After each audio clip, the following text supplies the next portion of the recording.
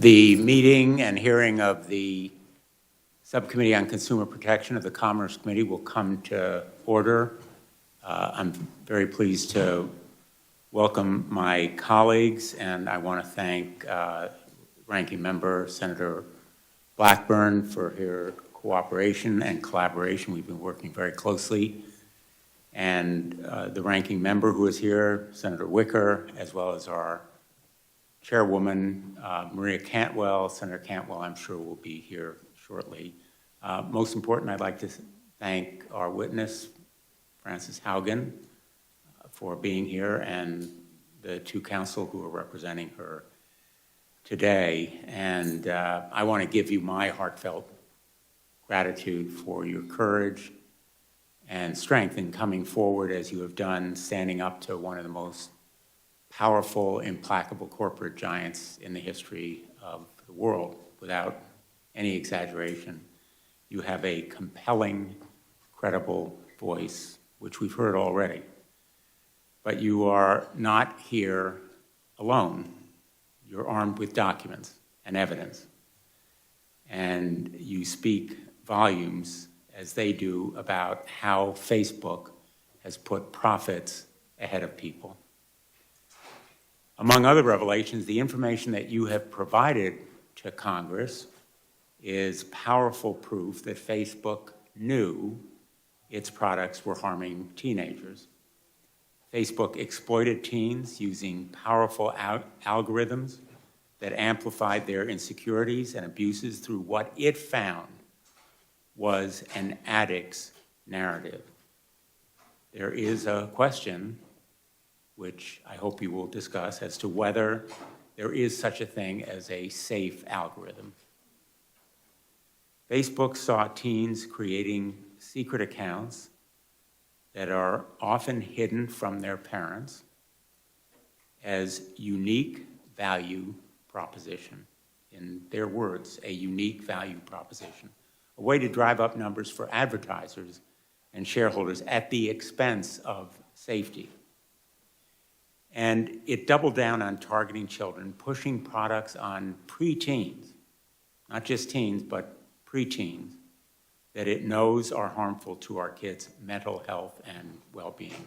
Instead of telling parents, Facebook concealed the facts. It sought to stonewall and block this information from becoming public, including to this committee, when Senator Blackburn and I specifically asked the company. And still, even now, as of just last Thursday, when a Facebook witness came before this committee, it has refused disclosure or even to tell us when it might decide whether to disclose additional documents. And they've continued their tactics even after they knew the destruction it caused. It isn't just that they made money from these practices, but they continued to profit from them. Their profit was more important than the pain that they caused. Last Thursday, the message from Ms. Antigone Davis, Facebook's global head of safety, was simple. Quote, "This research is not a bombshell," end quote. And she repeated the line, "Not a bombshell." Well, this research is the very definition of a bombshell. Facebook and big tech are facing a big tobacco moment, a moment of reckoning. The parallel is striking.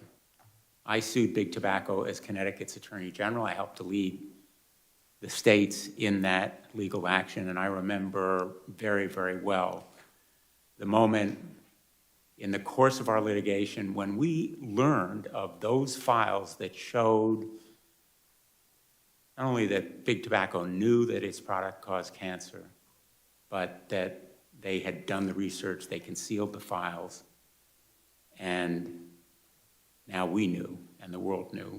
And big tech now faces that big tobacco jaw-dropping moment of truth. It is documented proof that Facebook knows its products can be addictive and toxic to children. And it's not just that they made money, again, it's that they valued their profit more than the pain that they cause to children and their families. The damage to self-interest and self-worth inflicted by Facebook today will haunt a generation. Feelings of inadequacy and insecurity, rejection, and self-hatred will impact this generation for years to come. Our children are the ones who are victims. Teens today, looking at themselves in the mirror, feel doubt and insecurity. Mark Zuckerberg ought to be looking at himself in the mirror today. And yet, rather than taking responsibility and showing leadership, Mr. Zuckerberg is going sailing. His new modus operandi, no apologies, no admission, no action, nothing to see here. Mark Zuckerberg, you need to come before this committee. You need to explain to Frances Haugen, to us, to the world, and to the parents of America what you were doing and why you did it. Instagram's business model is pretty straightforward. More eyeballs, more dollars. Everything Facebook does is to add more users and keep them on their apps for longer. In order to hook us, Instagram uses our private information to precisely target us with content and recommendations, assessing that what will provoke a reaction will keep us scrolling. Far too often, these recommendations encourage our most destructive and dangerous behaviors. As we showed on Thursday, we created a fake account, my office and I did, as a teen interested in extreme dieting and eating disorders. Instagram latched onto that teenager's initial insecurities. It then pushed more content and recommendations, glorifying eating disorders. That's how Instagram's algorithms can push teens into darker and darker places. Facebook's own researchers called it Instagram's, quote, perfect storm, exacerbating downward spirals. Facebook, as you have put it, Ms. Haugen, so powerfully, maximizes profits and ignores pain. Facebook's failure to acknowledge and to act makes it morally bankrupt. Again and again, Facebook rejected reforms recommended by its own researchers. Last week, Ms. Davis said, quote, we're looking at, end quote, no specific plans, no commitments, only vague platitudes. These documents that you have revealed provided this company with a blueprint for reform. It provided specific recommendations that could have made Facebook and Instagram safer. The company repeatedly ignored those recommendations from its own researchers that would have made Facebook and Instagram safer. Facebook researchers have suggested changing their recommendations to stop promoting accounts known to encourage dangerous body comparison. Instead of making meaningful changes, Facebook simply pays lip service, and if they won't act, and if big tech won't act, Congress has to intervene. Privacy protection is long overdue. Senator Markey and I have introduced the KIDS Act, which would ban addictive tactics that Facebook uses to exploit children. Parents deserve better tools to protect their children. I'm also a firm supporter of reforming Section 230. We should consider narrowing this sweeping immunity when platforms' algorithms amplify illegal conduct. You've commented on this in your testimony, and perhaps you'll expand on it. We have also heard compelling recommendations about requiring disclosures of research and independent reviews of these platforms' algorithms, and I plan to pursue these ideas. The Securities and Exchange Commission should investigate your contentions and claims, Ms. Haugen, and so should the Federal Trade Commission. Facebook appears to have misled the public and investors, and if that's correct, it ought to face real penalties as a result of that misleading and deceptive misrepresentation. I want to thank all my colleagues who are here today, because what we have is a bipartisan congressional roadmap for reform that will safeguard and protect children from big tech. That will be a focus of our subcommittee moving forward, and it will continue to be bipartisan. And finally, I'll just end on this note.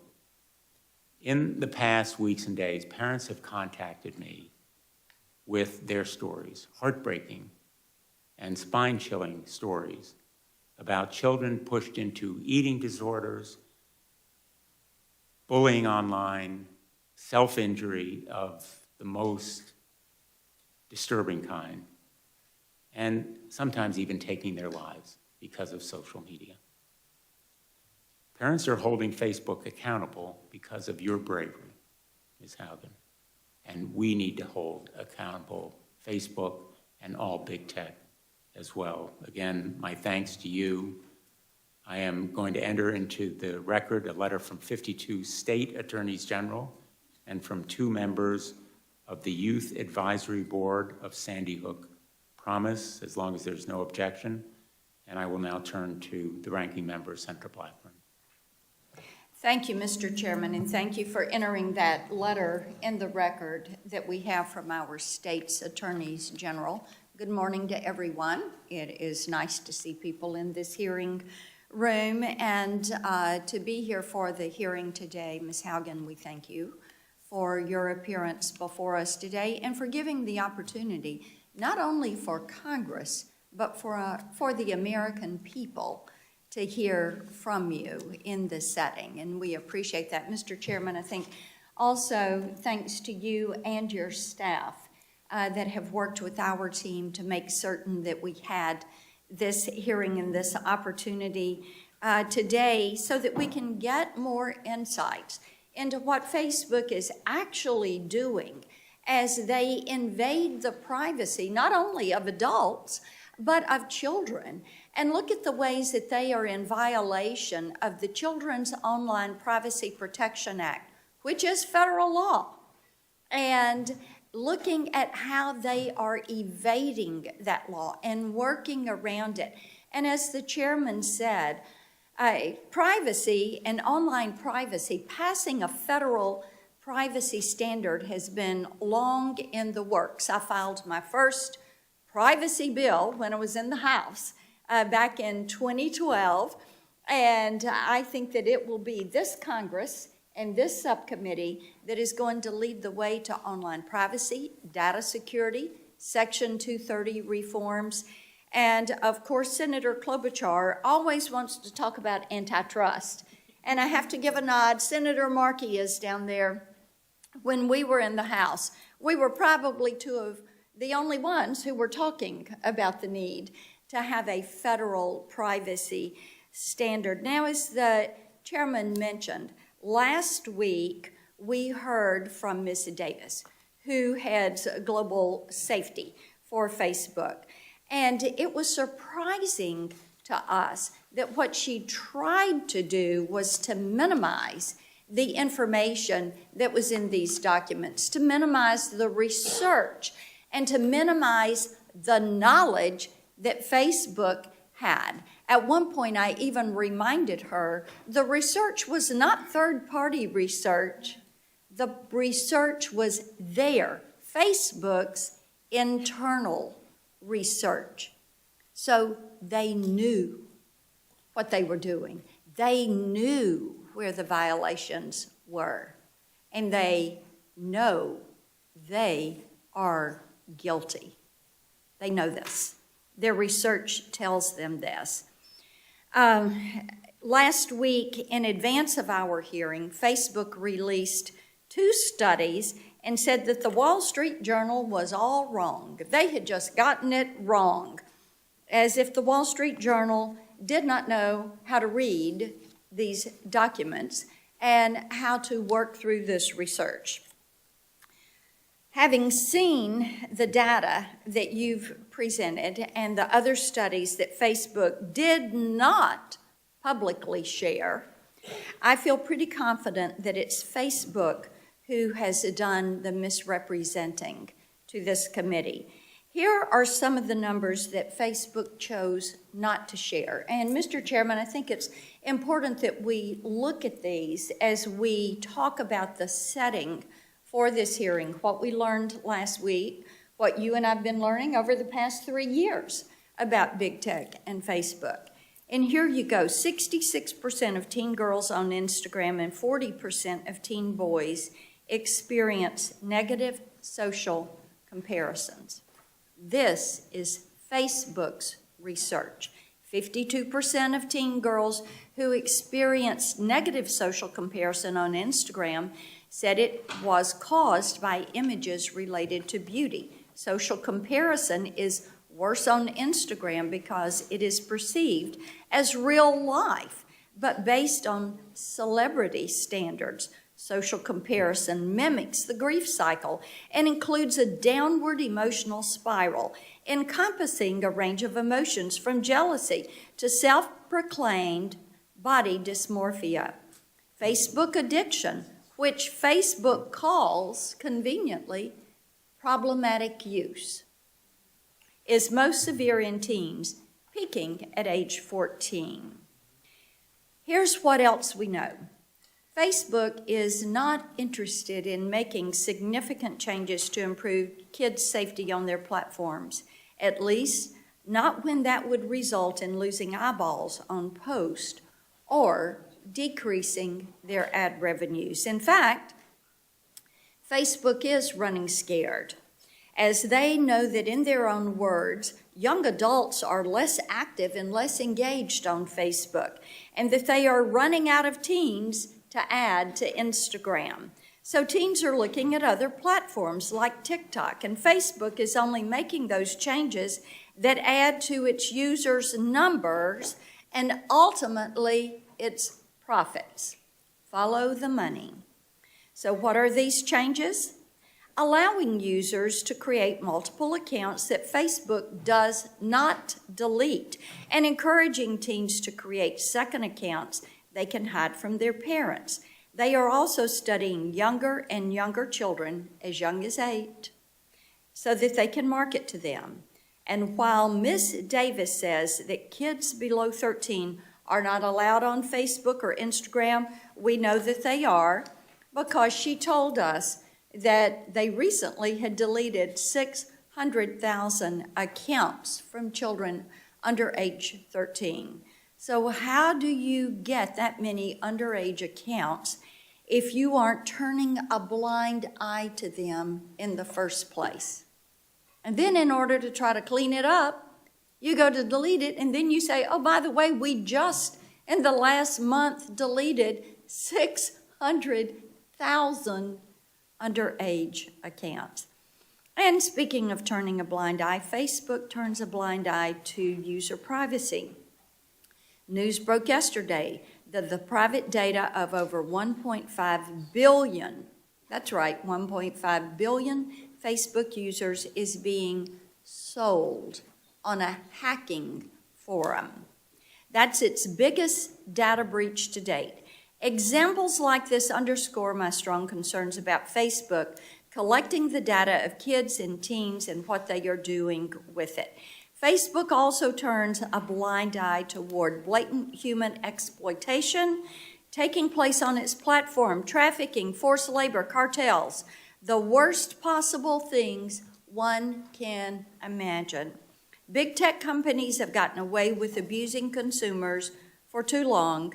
It is clear that Facebook prioritizes profit over the well-being of children and all users. So as a mother and a grandmother, this is an issue that is of particular concern to me. So we thank you for being here today, Ms. Haugen, and we look forward to getting to the truth about what Facebook is doing with users' data and how they are abusing their privacy and how they show a lack of respect for the individuals that are on their network. We look forward to the testimony. Thank you, Mr. Chairman. Thanks.